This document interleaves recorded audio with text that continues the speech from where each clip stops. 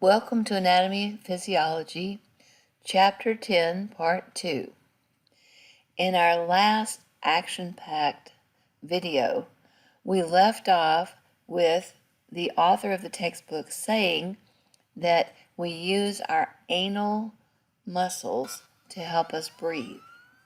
And then time ran out and we had to stop. So now we're going to resume talking about how does that happen. It helps if you can envision a basketball in the body, and the top curve of the basketball would be the diaphragm, and that's the muscle that the lungs sit on and ride up and down as you breathe. And then the bottom part of the basketball is the pelvic floor, and it's made up of a couple of muscles that we'll talk about. Just as there are openings in the diaphragm to allow the esophagus to go upwards, there are openings in the pelvic floor that allow the anal canal, the urethra, and the vagina if you happen to be female. The perineum is the area, it's diamond shaped between your thighs. So if you look at it, you have the pubic symphysis in the front, and in the back you have the coccyx, and then on the sides you have the ischial tuberosities. Now that sounds all fancy, but ladies know this area, the perineal region, by when they have a baby. A lot of times the doctor will just snip from the vagina back through this region to the anus, and it makes a much larger opening for the baby to come out. And then after the baby's delivered, it's much easier to sew up a cut, a nice smooth cut, than if the woman rips all the way from the vagina back to the anus as she's passing the baby out. So like I said, women are very familiar with this area. Guys, maybe not so much. The two muscles that we'll be talking about in the pelvic floor are the levator ani and the coccygeus. One of the difficulties you run into in trying to pronounce muscles is they're very unusual words.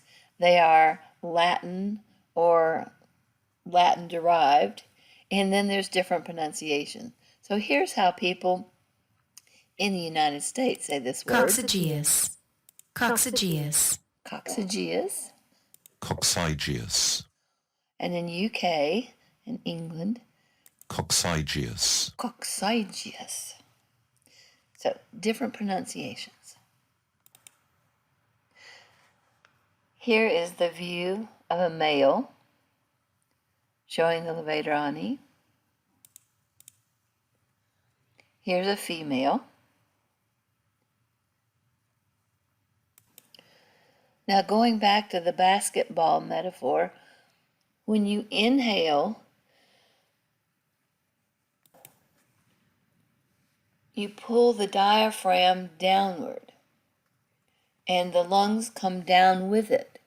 But at the bottom of the basketball region, down in your pelvic floor, feel what happens. Pause the video and actually take a deep breath. Feel your diaphragm and feel those muscles down around the anal region.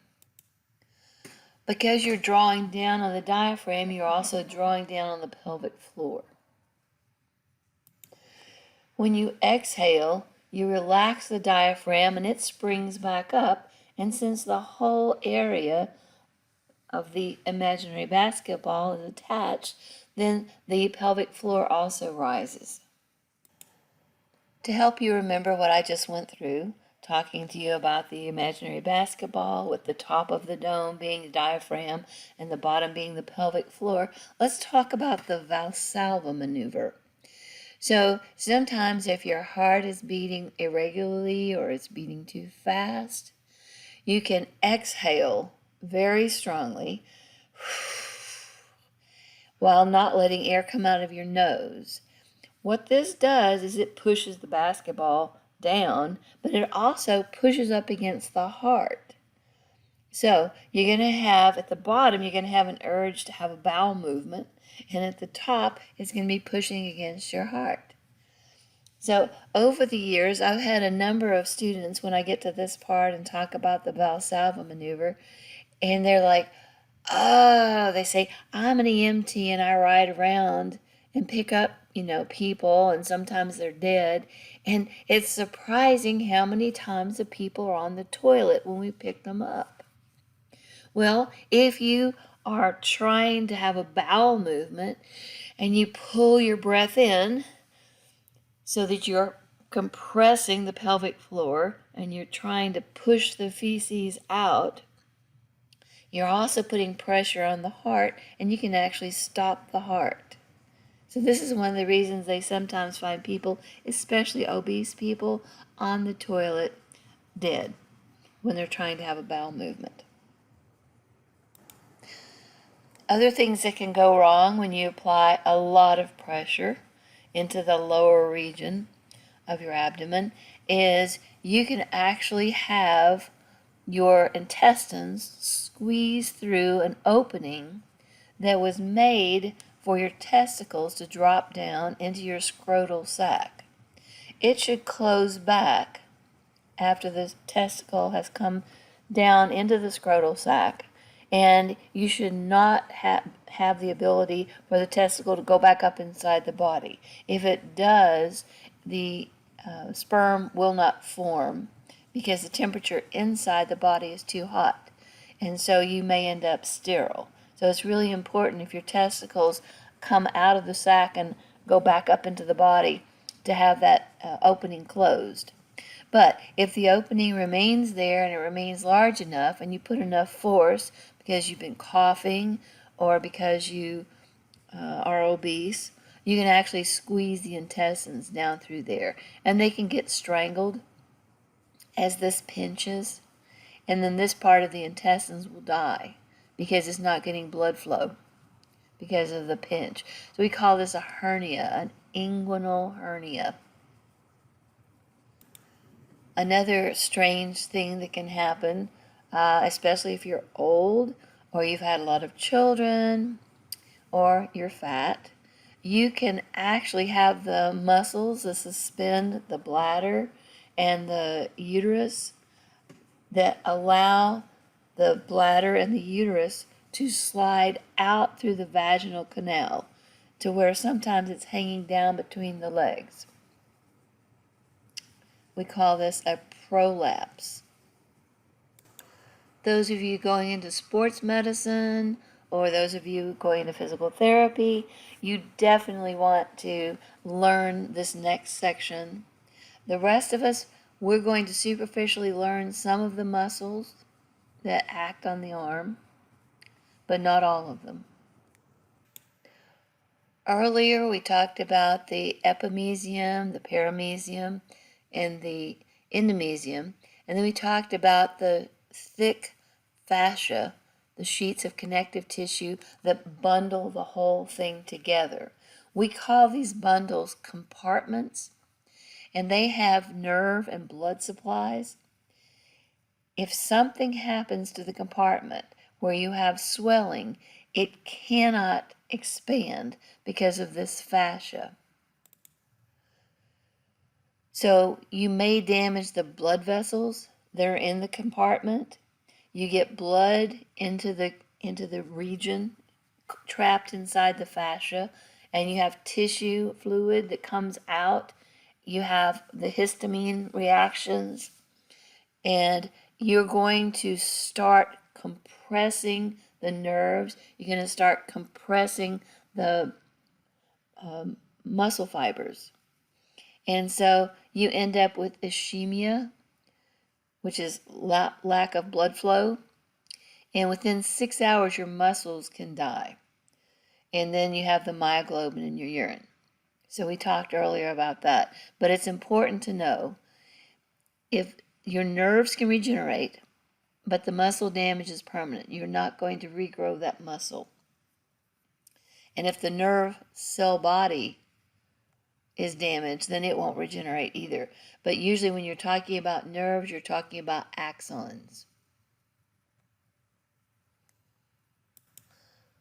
To relieve the pressure, you can try immobilizing the limb, but if you see that the blood is continuing to build up and there's still pressure in there, then you may actually have to cut a little bit of this fascia and allow the fluids to be released.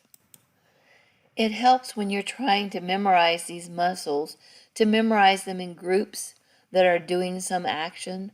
For example, in the pelvic floor, where we talked about the levator ani and the coccygeal, or coccygeal, depending on which country you're from. So you can take the arms and the shoulder and just look at the muscles that are acting on the scapula.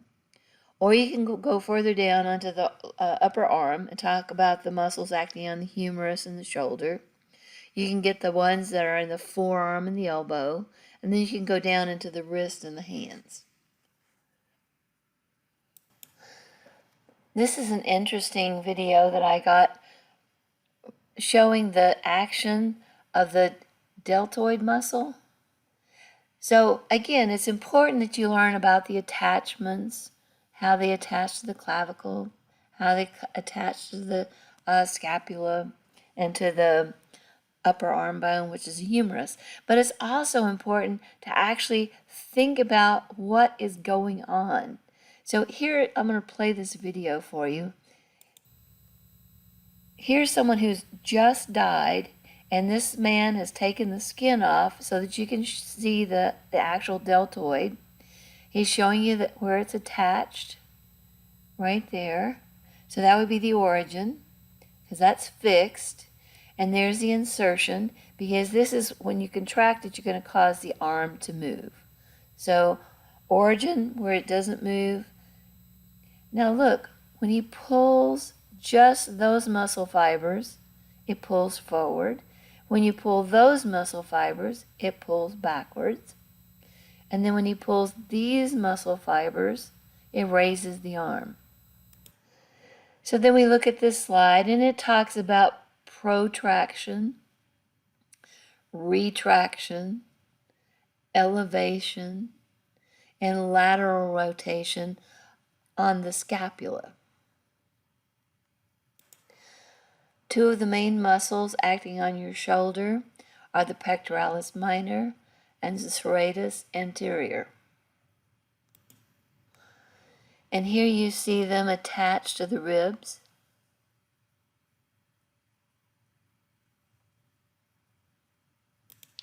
In the posterior, you have four muscles that make up the muscles of the pectoral girdle, and those are the trapezius, which is the one that is closest to the surface. And then you have the levator scapulae, the rhomboid minor, and the rhomboid major, which is the deeper one. Here's a picture showing you the levator scapula and the rhomboid minor and major, right there. Usually in an introductory anatomy class, we mostly just talk about the superficial muscles, and we don't really look too much at the ones that are deep underneath. So we look at the sternocleidomastoid, the trapezius, the deltoid. Here are some of the ones that you learn whenever you take sports training. You have a fitness trainer, you go to the gym, and they talk about your traps, your delts, your pecs, and of course your biceps. They don't usually talk about the brachioradialis, but that one's kind of important. Your abs, your quads, and they usually just say calves because it's hard to say gastrocnemius. Your hamstrings, which would be your biceps femoris. So you have your biceps brachii, which are in the arm, and then you have your biceps femoris down in the femoral region. Your glutes, or gluteus maximus, and then the rhomboids that we saw. Your lats, which is short for latissimus dorsi. And then on the underside of your arm, On the top you have your biceps, and on the underside you have your triceps, and they kind of work antagonistically. So when one is extended, the other one is contracted. When the other one's contracted, the other one's extended. I like this one because it made me laugh, but the other thing is, think about how you go from having arms that look like this to arms that look like this, and shoulders that look like that versus shoulders that look like that. So we talked about 4 of the muscles acting on the shoulder, and here they are telling exactly what they do: stabilizing, elevating or lowering, flexing your neck, retracting your scapula, bracing your shoulders. Then there are 9 muscles acting on the arm. Pectoralis major flexes, adducts, and medially rotates the humerus. Now you do need to know the word adduct or adduction. In the case of a muscle, if it pulls the bone or pulls the body part closer to the center of the body, we say you are adding it or adducting it. And if you extend it away from the body, then we say you're abducting it. Like kidnapping, you're abducting, taking it away. So you should know the word adduction and abduction, so that when they talk about the latissimus dorsi adducts and medially rotates, then you know what they're talking about, even if you don't memorize all of the names of all of these muscles that we're going over. The latissimus dorsi is a very large, flat muscle. And then a lot of these little muscles in there, the teres major, the teres minor, the infraspinatus, supraspinatus,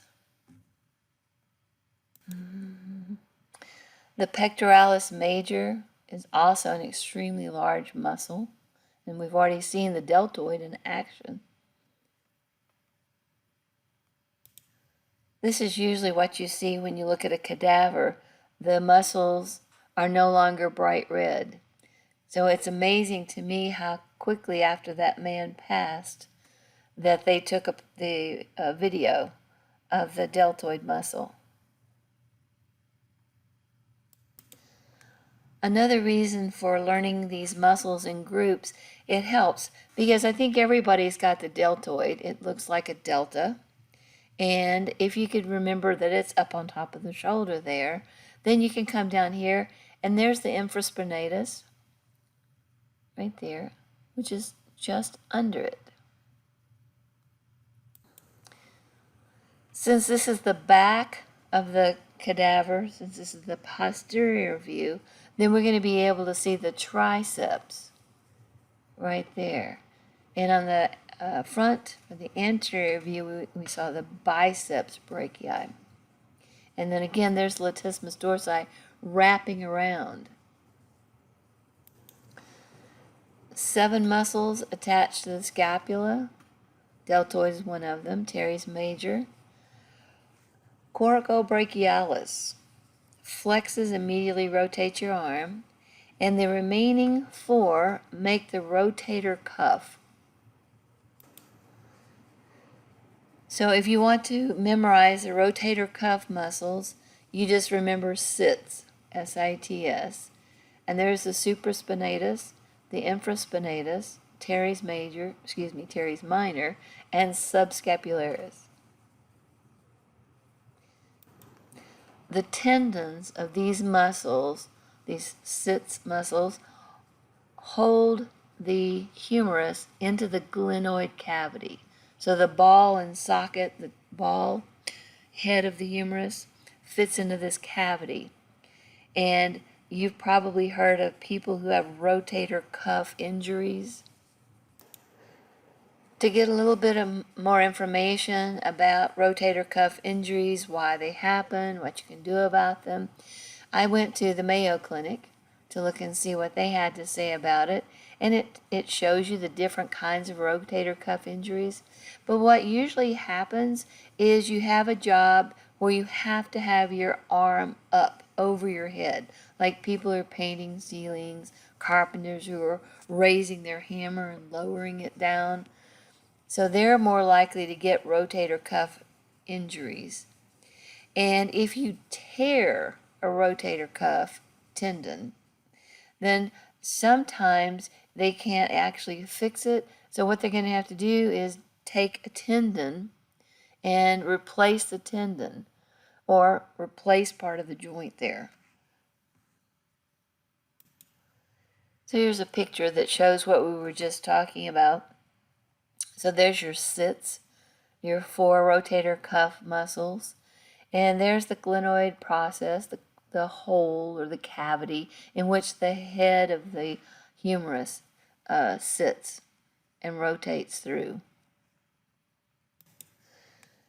You should know these 4 motions. To flex something would be like to draw your arm up so that you make your biceps stick up. So that would be flexing. And extending would be to reach your hand outward. Pronation is to push your palm downward, and supination is to put your palm upward. You can also supinate your foot, but in that case, the sole of the bottom of your foot would be facing outward because you're not hinged at the ankle well enough to have it face all the way upward. Usually when you flex your arm and you show off your biceps, you're thinking that that is the muscle that's pulling in and causing your elbow to flex, but it's actually the brachialis. It's much stronger, so it has more power than the biceps. And then the extension, where you extend your elbow out, that would be your triceps on the back. So you have the brachialis as the primary or the principal flexor, but then you also have the biceps and the brachioradialis who are synergistic. So they work together. But the one that has the most force is brachialis. But we always think that it's the biceps. And then we forget all about the triceps on the underside, on the posterior side, that are working antagonistically. So here's the brachialis right there. And then there's the brachioradialis down here. Of course, there's the biceps. Excuse me, the triceps. I'm on the wrong side. This is the back. Sorry about that. This is the front view. This is the anterior view. And that is the biceps right there. And the triceps is back behind it. So you really can't see it. All you see is just a little bit right there. It's like, what the heck? When you go over here, this is the posterior view. Now you can see the triceps right there. But you can only just see a little bit of it right there, which threw me when they said that's the triceps. And here is a picture where they've stripped away most of the muscles, so they're just showing you a couple of them. For example, the pronator quadratus, right there, and the pronator teres, right there, and the supinator. So if you can remember what supine means and pronated means, then you know what these muscles are doing. Remember that the muscles that move the digits, that move your fingers, they're not actually in the hand. They're up in the upper arm, or lower arm, in the lower arm. So they are extrinsic muscles in the forearm. And they allow flexion and extension of the wrist and your fingers.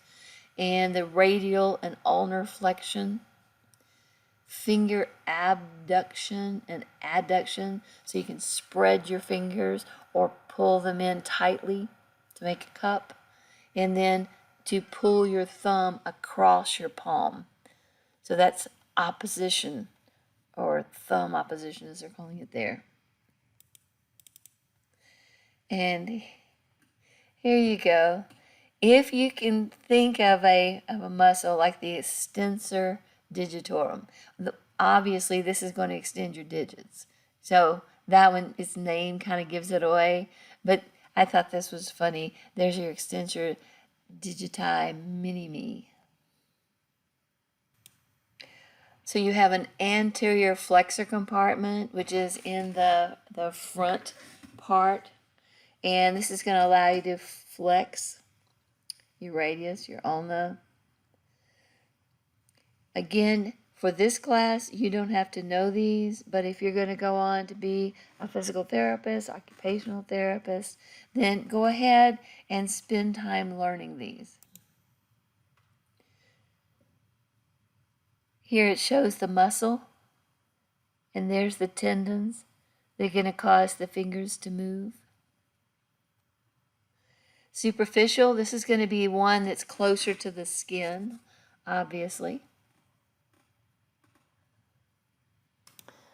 So not only do you need to know the names of the muscles, superficially going down deeper, looking at them when you peel the skin off, and then working your way in towards the bone, but if you are looking at a cross section, you need to be able to identify the muscles. So this is going to be important if you go into radiography, if you're going to be doing imaging. So there's the humerus right there, and your deltoid, if you're slicing through. So you're looking at it. To me, I'm reminded of a ham hock. So when I'm cooking, you get a cut that looks kind of like that. And each of those is an individual muscle. And here's a muscle compartment. The reason these are color-coded, the green would be your anterior compartment. Blue is your anterior flexor compartment. That's deep down. The blue is, of course, more superficial. The green's more superficial, and the blue is deeper. And then you have your posterior. That's your extensor compartment.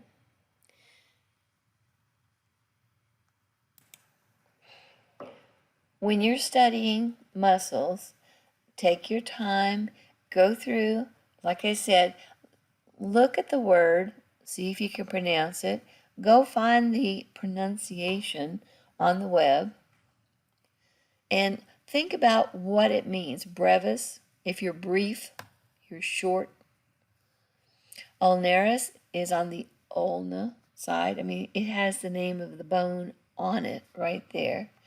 And this one, the muscle acting on the thumb, depends on whether you're in the United States. Pollicis. Polysis. Pollicis. Polysis. And the pollicis is also known as the adductor pollicis because it pulls or adds the thumb, bringing it towards the palm.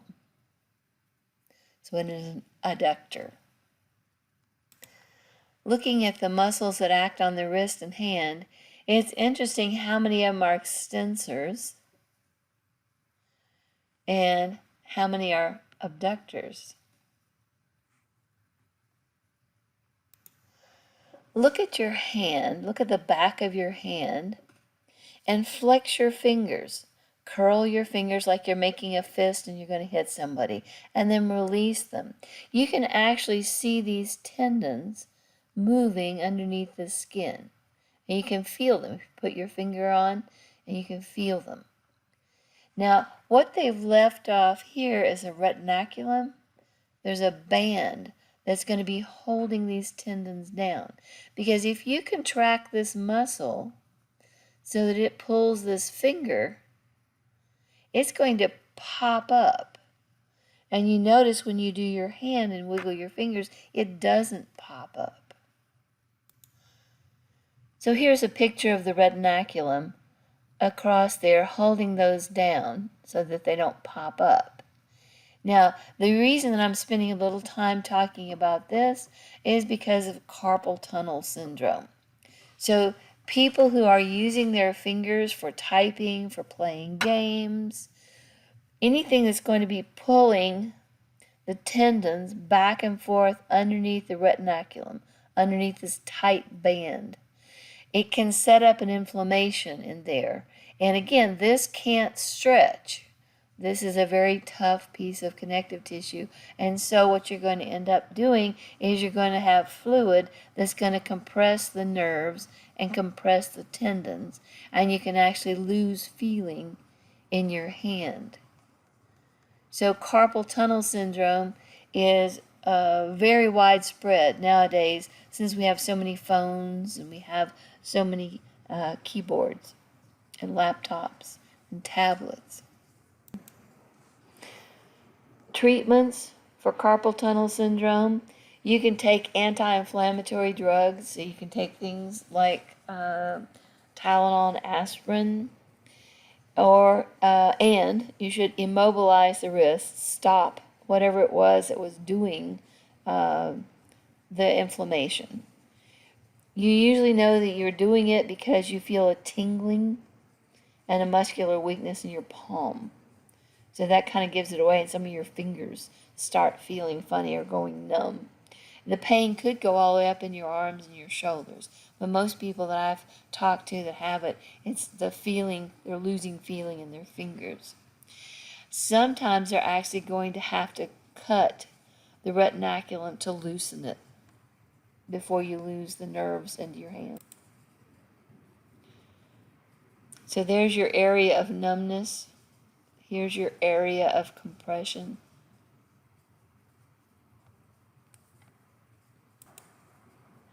And here's where that joke, digiti mini-me, comes in.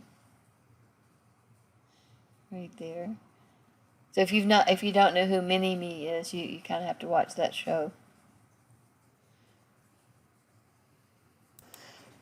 You do have intrinsic muscles in the hand region, in the palm region, but again, the ones that are operating your digits are up in the forearm. They're extrinsic.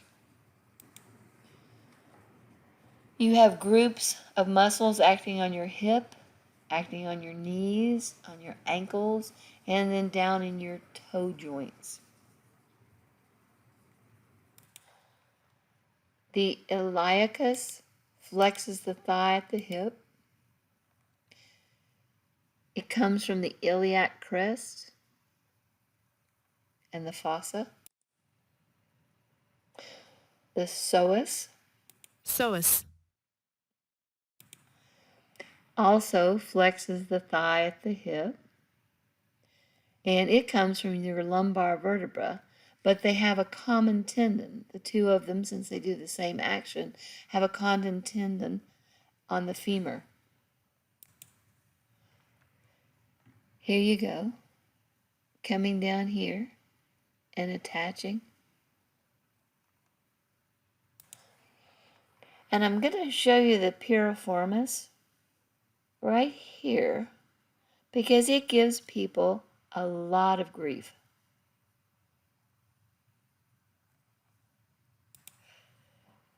Here's a cartoon I found about the piriformis. A neuromuscular condition characterized by pain in the buttocks and the hip area from the sciatic nerve compression or irritation. It can extend all the way down your lower leg, and it can cause numbness and tingling of your leg. So the piriformis causes a lot of people to end up in physical therapy.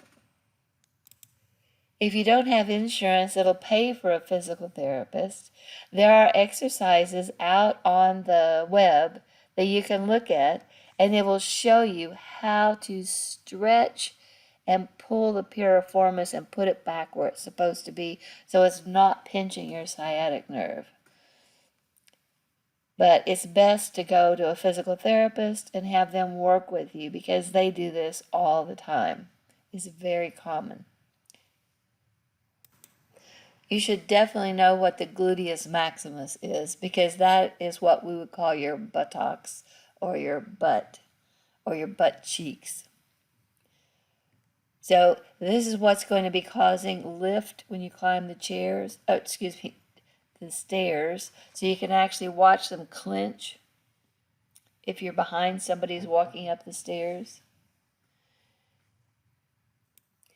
And anytime you see the word maximus, you know that there must be a minimus somewhere. And in this case, there's a medius also. So you have the gluteus maximus, medius, and minimus. So this one's going to help you up and down the stairs.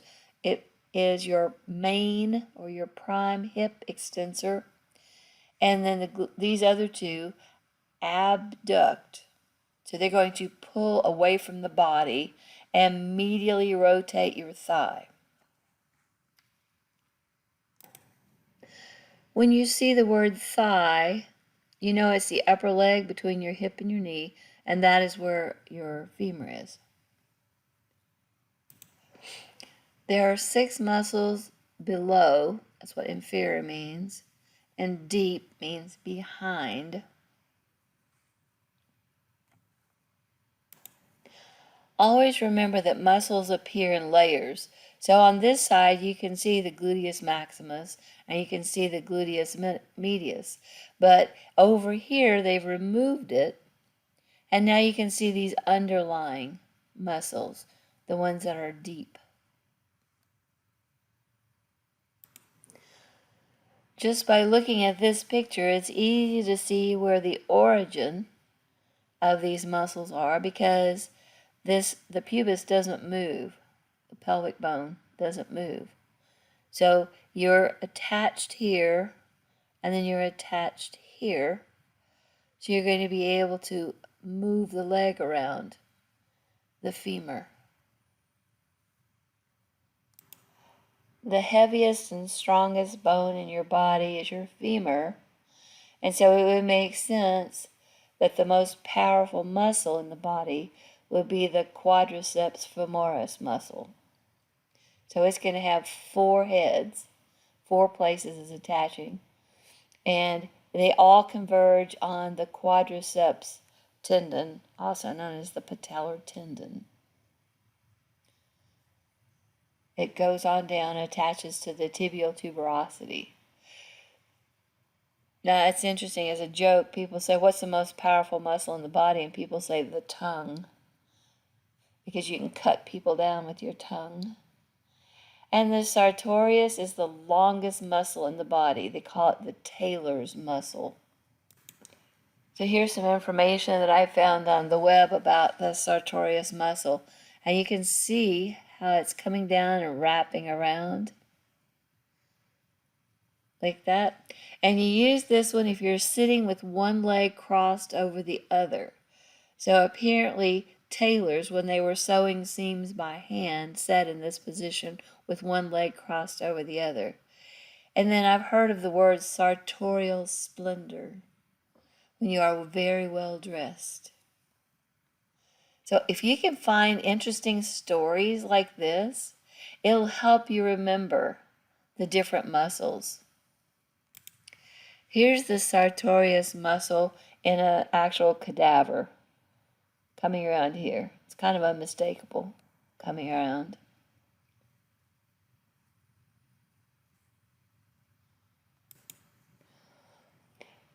Look at the patellar ligament coming down.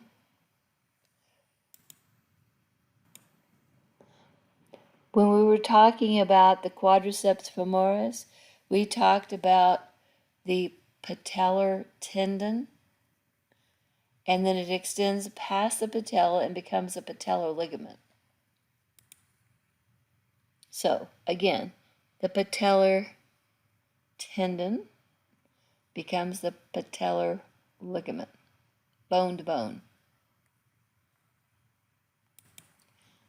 It reminds me when you're driving down a highway and you go through an intersection and all of a sudden the name of the road that you're on changes because you went through an intersection. So in this case, this sheet of connective tissue right there changes its name when it passes the patella. The crural region is your lower leg. And you have, remember these compartments, you have an anterior compartment and a lateral compartment where the fibula is.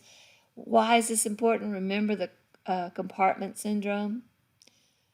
Because of that very thick fascia, it can hold those muscles in, hold those nerves in, and any swelling can cause the blood vessels to leak and fluid to leak out, and there's no place for it to go, so you can end up with nerve damage and muscle damage. The gastrocnemius muscle is your calf muscle, so it's huge. But when you look at this particular cutaway, where you've taken this section, because you're up at the top, it looks like the gastrocnemius muscle is actually rather small compared to the soleus, which is deep to it.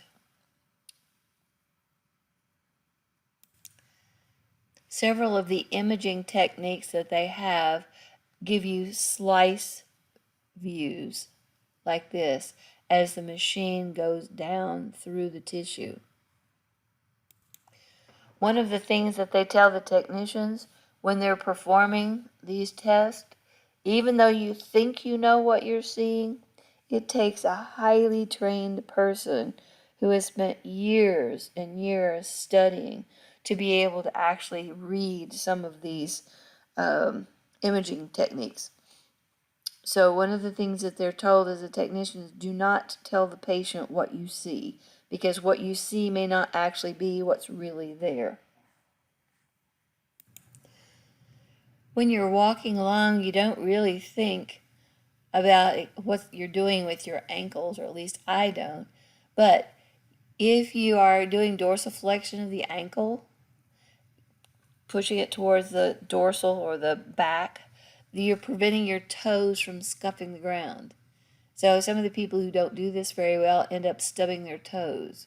So it's interesting watching some people that walk along and they trip over a crack. I mean, there's actually nothing there, but it's actually because they're not using their ankle correctly.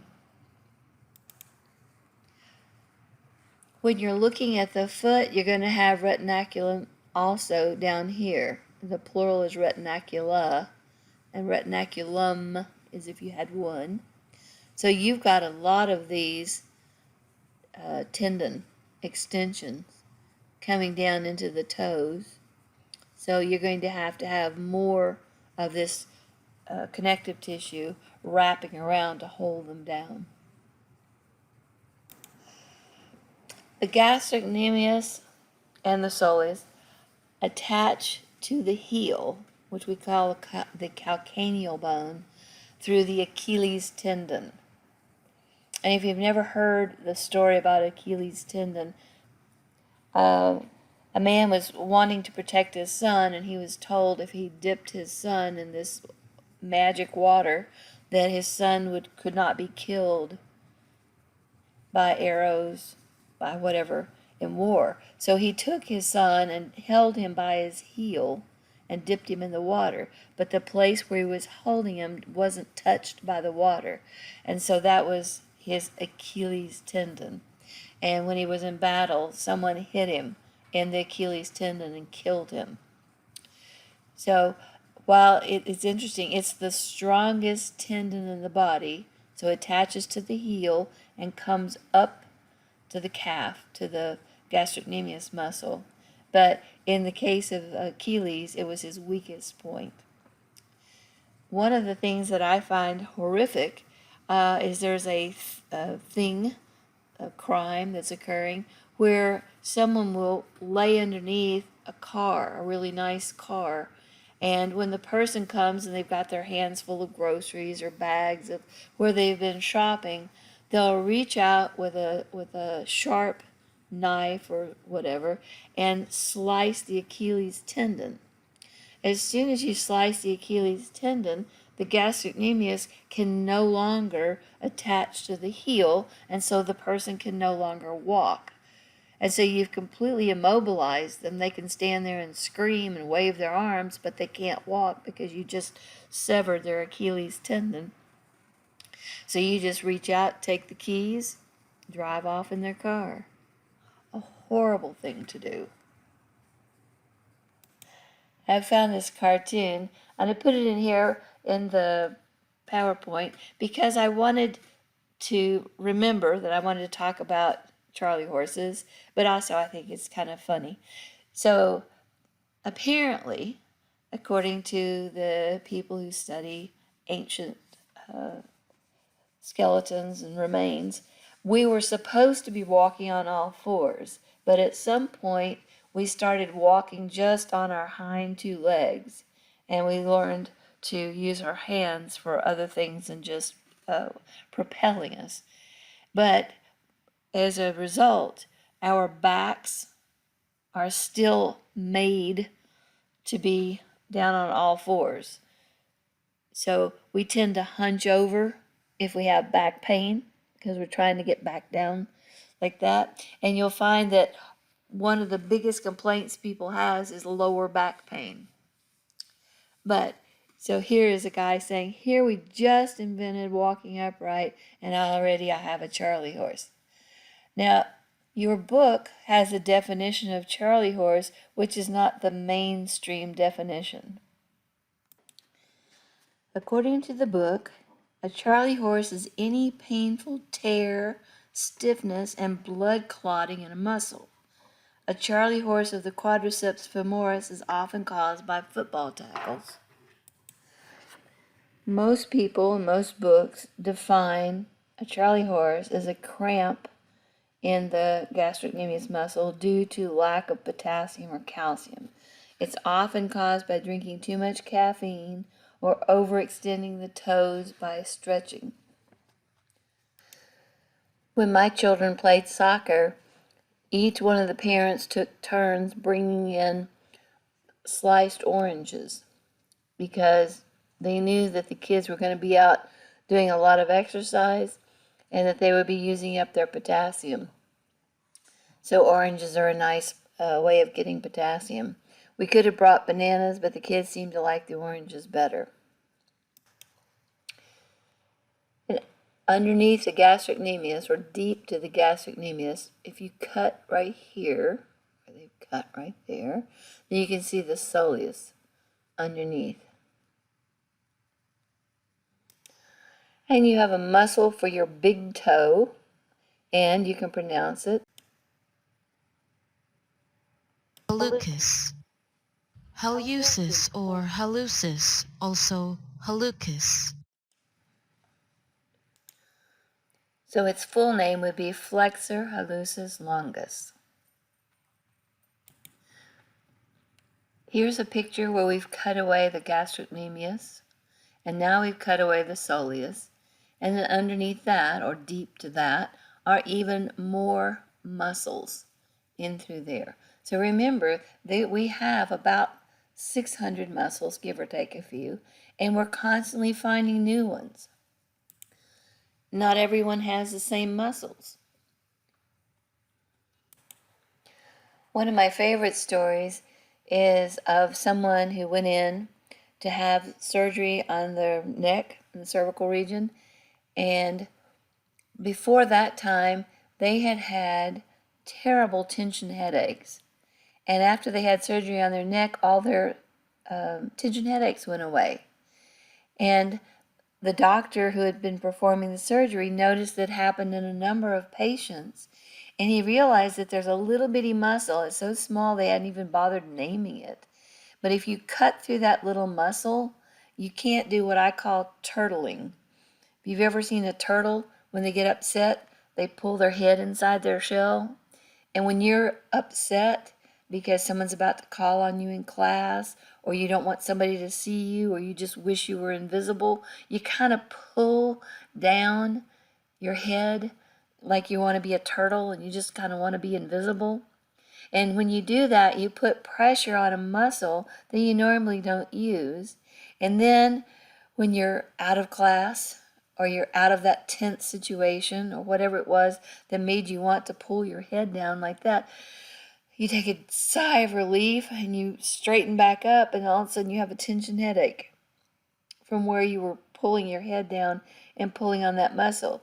So when they were doing surgery, they cut through that muscle and they didn't even bother reattaching it because it was so tiny.